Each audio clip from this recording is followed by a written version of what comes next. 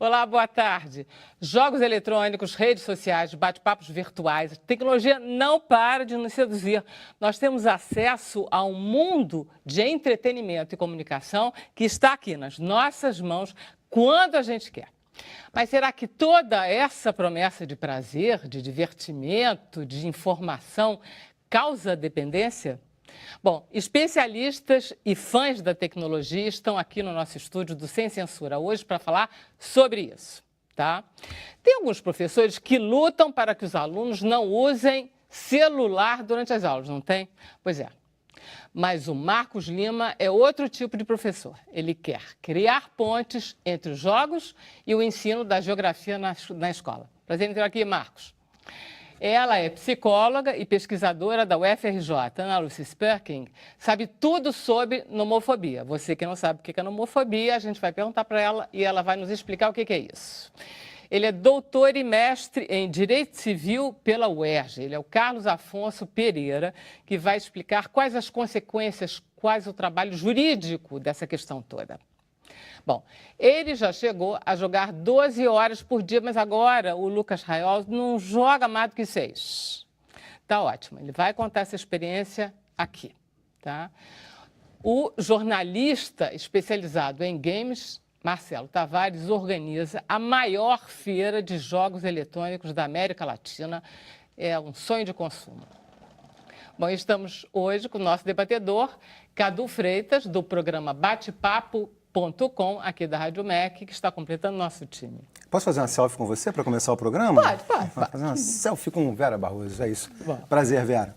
Prazer é todo nosso. E agora vamos perguntar para a nossa produtora de web qual é a pergunta do dia, Camila? Olá. Olá, tudo bem? Olha, a gente quer saber o que mais te atrai no mundo digital. O que causa o teu vício em relação ao mundo digital? Então, deixa eu começar com você, Camila. Você acredita que existe vício em dependência digital e você é viciada? Eu não sei se eu sou viciada, mas que eu já não consigo pensar ações do dia a dia sem a tecnologia, eu não consigo mais. Você se considera... Eu sou dependente, sou bem dependente. GPS... Tá bom. Vamos ver. Lucas, você acredita que exista dependência digital? Eu acho que o termo dependência digital ainda é um pouco equivocado porque ele lida com um meio, que é o digital, né? E dentro do meio digital existe um mundo. Tá. Existe um mundo de redes sociais, existe um mundo de jogos eletrônicos, existe jornalismo. Eu estou falando da dependência, o digital Sim. Não me interessa tanto. Exato. A dependência eu acho que vai partir do momento que a pessoa está dependente ou num smartphone, de ficar toda hora olhando o smartphone, ou então ficar olhando redes sociais, ou então ficar jogando. Então, eu acho que o termo é errado, mas existe independência dentro de algumas partes do setor digital. Você é dependente digital? Eu não me sinto como, pelo menos. Era isso que eu queria saber.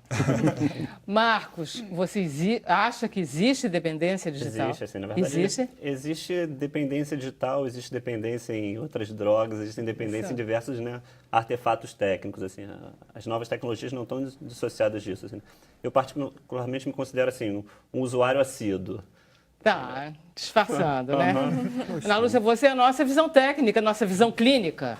O Lucas tem razão. Não existe assim uma dependência digital para todo mundo generalizado. Dos anos 90 para cá, quando as tecnologias entraram nas nossas vidas e a gente foi obrigado com essa interatividade no nosso dia a dia, telefone celular, computador, todos nós ficamos, na verdade, mal educados em relação a isso. A gente tem uma falta de educação digital e não uma dependência digital. A gente, primeiro, tecnicamente, a gente tem que separar o usuário abusivo por lazer ou trabalho, que somos todos nós, do usuário abusivo com um transtorno associado. Esse sim viraria um dependente patológico digital. Por exemplo, se a pessoa é compulsiva por natureza, ela transfere para a sua tecnologia como um canal para representar aquele transtorno que ela já tem. Então, essa pessoa ficaria viciada em games, em compras online, porque ela está representando um transtorno que já existe. Então, essa é a dependente patológica digital. Os outros que fazem esse uso abusivo por lazer ou trabalho estão com uma certa falta de educação digital que precisaria, na verdade, simplesmente aprender a fazer intervalos regulares. Eu gostei do termo. Mal educado digital é muito bom, porque uma aí todo falta mundo se reconhece. de educação inclusive. digital, na verdade, que só precisariam de alguns assim, ajustes para poder fazer um uso adequado, porque quem não gosta de uma tecnologia, né? Todos Exatamente. nós. Carlos Afonso. Eu espero não ser um mal educado digital por ter o celular na bancada. Eu acho que você e o Cadu são os únicos. Ai, meu Deus, tá Começamos vendo? mal. É. Não sei se considero É mal de Carlos. dependente. É mal Deve de ser mal Carlos, do é o nome. Mas acho que a questão da dependência é interessante, porque a gente pode ser dependente de várias coisas. E, se, tirando toda a questão científica, psicológica, que não é minha formação, mas se a pergunta for, dependo da tecnologia, com certeza, para chegar mais rápido onde eu quero chegar no trânsito, para marcar compromissos, para não esquecer as coisas. Mas acho que a questão é justamente essa, a gente separar aquilo que é o uso normal do que acaba se tornando o uso abusivo da tecnologia. Ok. Marcelo. Então, eu acredito que a tecnologia ela dispõe de uma série de nichos, de segmentos e que trazem muitos benefícios para a gente no dia a dia. Então, não tem dúvida, para chegar aqui você precisa usar um GPS no Waze, por exemplo. No dia a dia você tem uma série de sistemas na empresa que podem facilitar também a sua vida.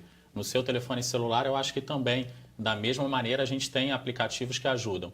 E os games, eles no campo do entretenimento, que aí puxando já para a minha área, eles podem proporcionar uma diversão que ela é saudável, é positiva e sem provocar nenhum tipo de malefício.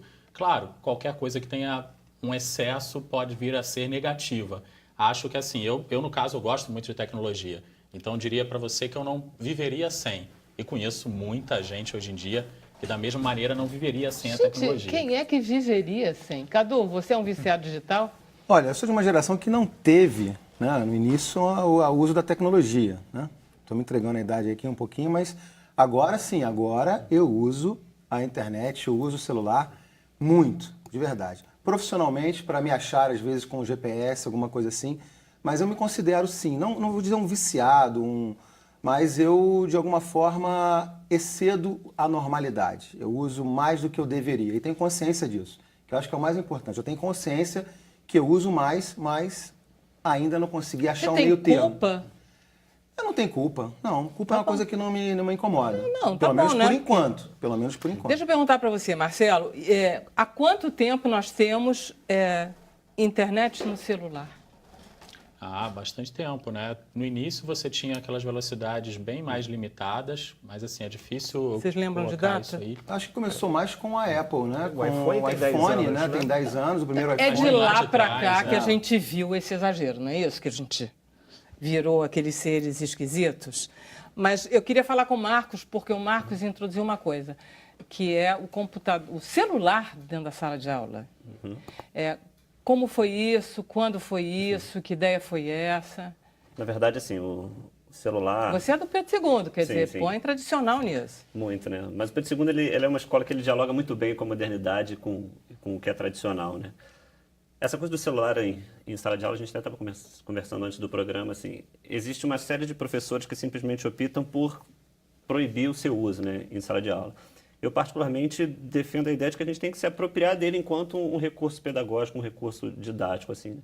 Porque o grande desafio está a gente ver como que essas tecnologias que têm esse uso, né, que a gente, né, tende a demonizar, né, tende a, né, simplesmente, não, está tirando a atenção do meu filho, como é que eu posso utilizar isso, já que ele tem tanta atenção para aquilo, como que eu posso utilizar aquilo para trabalhar geografia, trabalhar ciência, trabalhar as outras disciplinas, assim. Então, o desafio da gente um pouco lá no Pedro II tem sido um pouco esse, assim, de Quer dizer, na possibilitar sua isso. aula, todo mundo... Quer dizer, você dá aula para mais ou menos gente de que idade? Eu dou aula para uns de 14, 15, 16. Gente, olha, gente, uma Essa faixa... idade, eu tinha falado com o Marcos, aliás, Esses são os queridos. pelo Não, quem segundo tudo ou gosta nada. disso é o paraíso.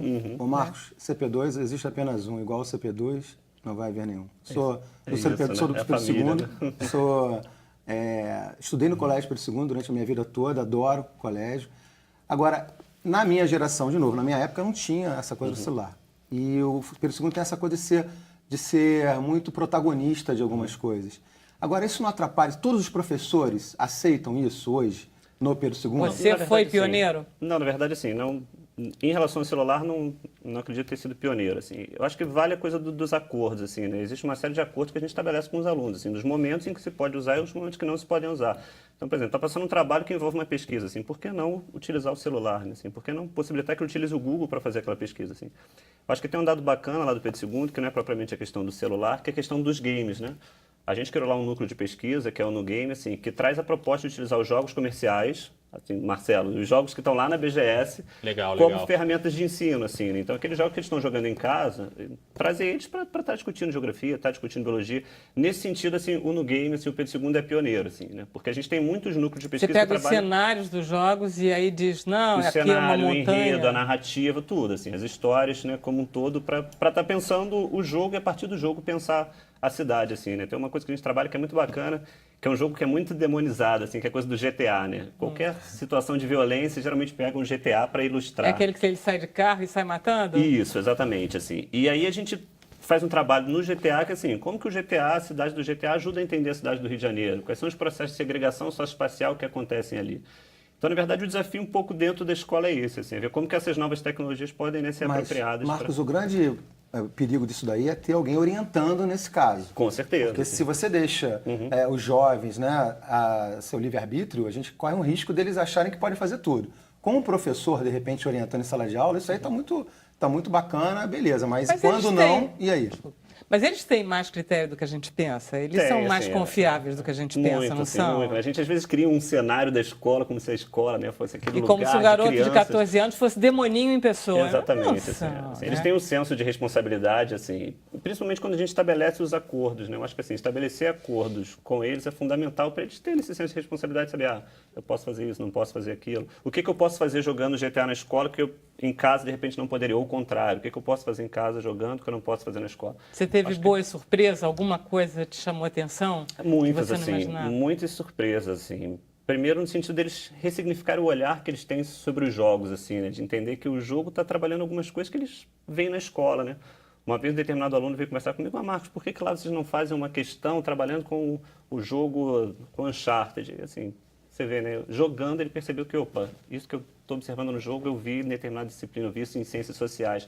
Então isso assim, é uma grata surpresa, né? Eles estarem fazendo essa ponte, assim, estarem percebendo que um jogo envolve aspectos que a escola tem que trabalhar. Né? E já existe hoje um mercado. Os meninos hoje, nessa faixa etária, já estão buscando até como profissão, já estão pensando em ser profissionais da área de games, na área da indústria de tecnologia também, Sim, né? O Aplicada Marcelo essa área. tem mais propriedade para falar disso. Essa é uma área que ela cresceu muito nos últimos anos, inclusive a gente enxergando o universo, né, da Brasil Game Show, a gente tem uma área só voltada para a produção brasileira e ela começou com 7 stands há 3 anos atrás, no ano seguinte já eram 36, nesse último ano já passamos de 100 e todas essas empresas brasileiras empregando profissionais. 100 empresas brasileiras? Não, 100 empresas brasileiras. 100 empresas brasileiras num universo que até então era dominado só por empresas multinacionais. Eu vi uma pesquisa, Marcelo, que o Brasil é o 11º no ranking de games no mundo, é isso?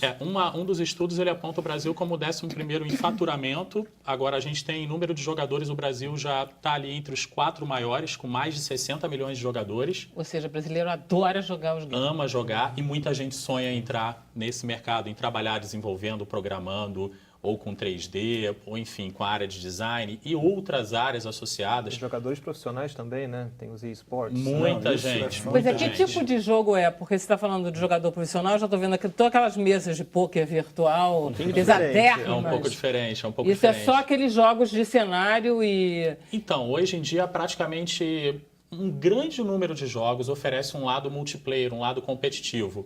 E aí a gente tem o Counter-Strike, a gente tem o Dota 2, a gente tem o Clash Royale, que está disponível em mobile, a gente tem jogos mais tradicionais como FIFA de futebol, tem o próprio Street Fighter, o Mortal Kombat. Grandes jogos disponibilizam hoje essa plataforma de partidas multiplayer que podem ser online, através da internet, ou presenciais. E a gente chega a fazer nos eventos, na BGS, no caso, e aqui no Rio de Janeiro, a gente vai ter também em abril a Brasil Game Cup, que é um evento basicamente para jogadores profissionais, com premiação que vai aí na casa dos R$200 mil em dinheiro. O Lucas, ele é colega de jogo do meu filho. Sim, mais ou Né? menos. Mais ou menos, Legal, né? legal. Mas gente eu fico impressionado, porque meu filho jogava com um rapaz da Coreia, que era um engenheiro nuclear. Era muito interessante isso, o Kim. E vocês são assim, né? Vocês são internacionais, não é isso, Lucas? Eu conheci o PH, o Boyunga, através basicamente, de jogos. game. Eu conheci ele na faculdade, mas o tema que a gente começou a conversar na faculdade era sobre games em geral. Né? A gente estava fazendo cinema, mas o que a gente falava era sobre game. Então, e tem muito disso. Um cara no Brasil formando um time profissional com outros jogadores, um inglês, outro coreano, um indiano, isso é normal. Isso Eu acho o máximo. E tem outro fato curioso também, eu estava falando com o Lucas, que a indústria do cinema hoje ela já está perdendo para a indústria de games. É impressionante. É verdade, eu li já isso. está perdendo para a indústria de games. O faturamento da indústria de game é maior do que a o parte cinema. toda profissional. Está todo mundo indo para games. Para fazer trilha sonora, para fazer desenho, para fazer toda a parte... Dublagem. Quando o jogo não apropria o próprio game, né? Quando o jogo também não apropria o próprio... Exatamente. Eles pegam um filme e transformam em game. Exatamente. E o contrário também, né? Hoje em dia a gente tem muitos games, né, que viraram filmes e vice-versa, e é uma indústria que fatura mais de 90 bilhões de dólares no mundo. É bilionária. É complicado juridicamente esse universo, hein, Carlos Afonso? Olha, é um universo que envolve uma série de questões jurídicas, desde o assunto da dependência com que começamos até a discussão da estruturação toda de um jogo, porque envolve contratos ligados à propriedade intelectual que você vai utilizar no jogo, ou seja, será que eu tenho permissão para criar aquele personagem? Será que eu posso proteger aquele personagem que eu criei? Esse é um lado jurídico que só tende a crescer, que são as contratações ligadas a essas empresas que estávamos falando aqui dos fóruns e afins. Mas tem um outro lado também, que é como os nossos congressistas, né, que fazem as nossas leis, percebem a internet e percebem os games. E acho que esse é um assunto que a gente estava aqui tocando, que é a ideia de trocar a exceção, fazer dela a regra. Ou seja, fazer com que aquele usuário que é extremamente dependente, que é abusivo, que foge da curva, seja o usuário visto como comum. E aí vem todas as leis que querem proibir games, proibir jogos em uma série de espaços. Já que Marcos estava falando que usa o celular em sala de aula, eu fico até triste em dizer que a Lei 4.734, de 2008, do município do Rio de Janeiro, proíbe a utilização de dispositivos celulares, games, MP3 Mas, se não me engano, em sala de aula. Tem uma cláusula que com fins pedagógicos é permitido, né? Na lei tem... Infelizmente, na municipal isso não é tão claro assim, mas a gente sempre pode interpretar a lei para facilitar o acesso à educação. Se você for preso, a gente vai lá.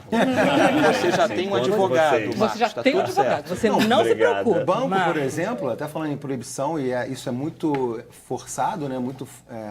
A banco. Você não consegue usar celular dentro de banco. Nem texto, nem mensagem de texto. Vem sempre o segurança, olha, por favor, desliga o seu celular. Por uma questão de segurança. Pois é, Porque outra também, coisa aí, né? Mas já é uma outra Mas preocupação não também. parece trocar a regra pela exceção? Enfim, você está apenas usando o celular no banco, mas se entende que aquilo pode ser um risco de segurança caso uma parte muito pequena resolva usar aquilo para fins ilícitos. E aí todo mundo fica proibido de usar o celular no banco. Tem avião, estão liberando o uso. Verdade. Então...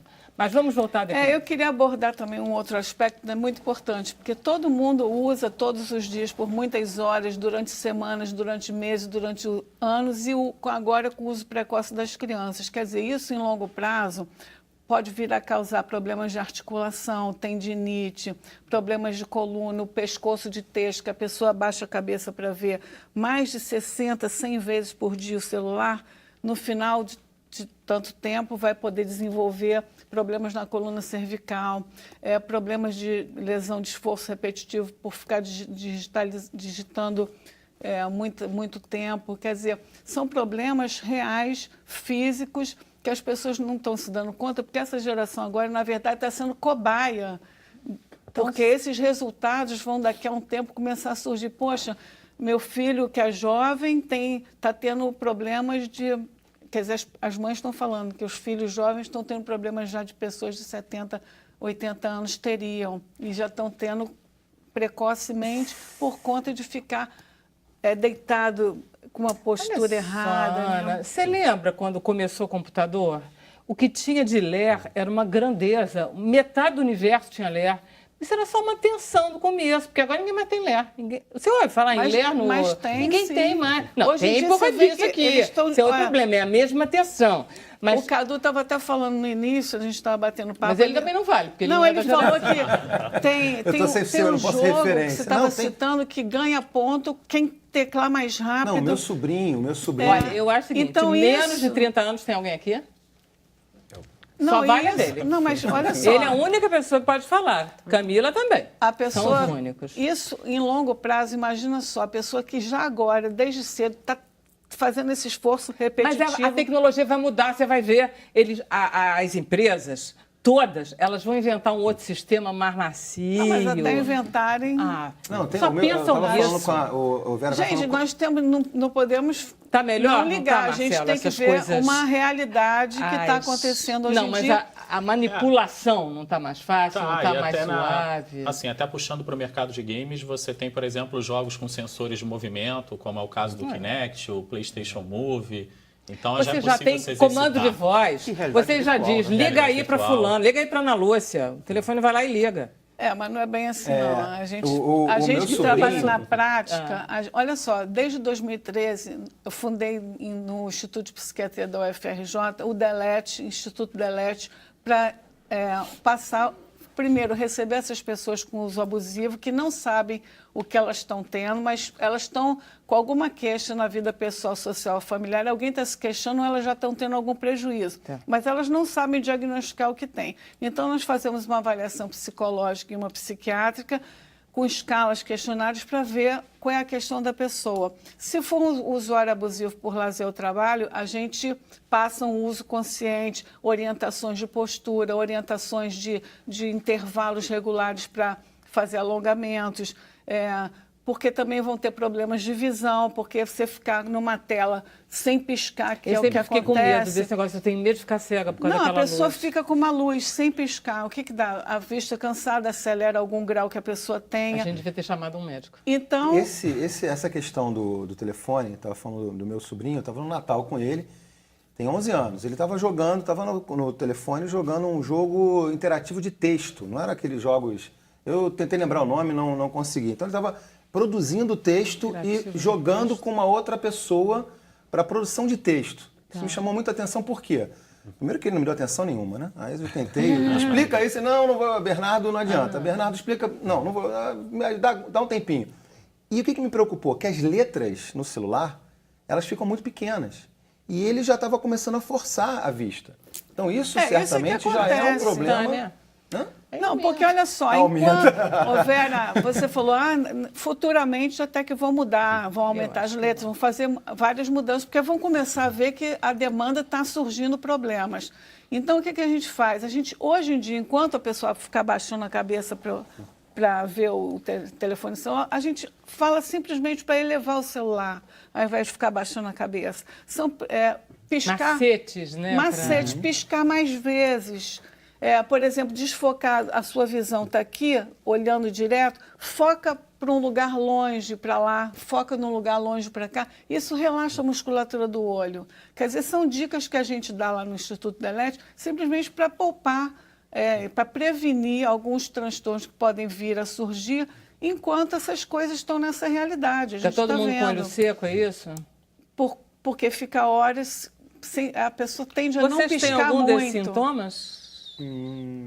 Talvez um pouco de ardência nos olhos. Eu Não, só sinto para um pouco. complementar, só para finalizar, Ninguém Vera. quer se entregar, tá vendo? Não, o Lucas é taxativo, nenhum. Nenhum.